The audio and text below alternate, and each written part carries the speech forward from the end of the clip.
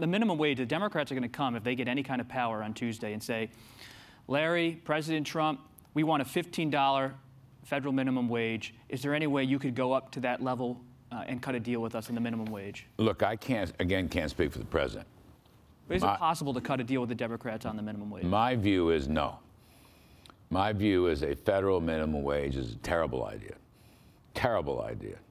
And will damage particularly small businesses to force them to take a kind of payroll increase would be silly. Idaho is different than New York. Alabama is different than Nebraska. That's why the federal minimum wage doesn't work for me. Now, a month ago or so, I hope I get this right, Amazon raised its corporation's minimum wage to $15. Is that right? Yeah. Amazon's CEO personally owns the Washington Post. Yes. And so people ask me. No, we have to disclose that. Yes. Larry brought it up. Look, man, it's a supply-side newspaper. Anyway. That's his opinion. We're a nonpartisan newspaper.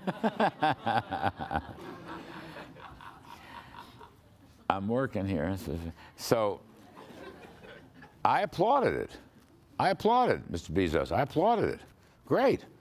I'm a Jack Kemp, JFK, my book, JFK and the Reagan Revolution, which is all about tax cuts, which should be bipartisan, in my humble opinion. By the way, you can easily get it, JFK and the Reagan Revolution, just one click on Amazon. You can pick it up.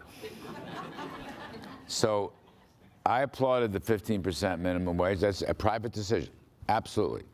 And I want the workforce to grow, prosper.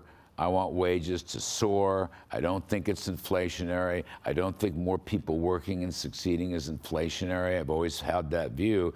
Now then people say, well, I guess later on cable TV, Bernie Sanders came out and supported the minimum wage, so people were saying, well, Kudlow and Sanders are agreeing. Well, I guess on that topic we do, but not the federal. And I would argue against state and local, but that's up to the states and localities.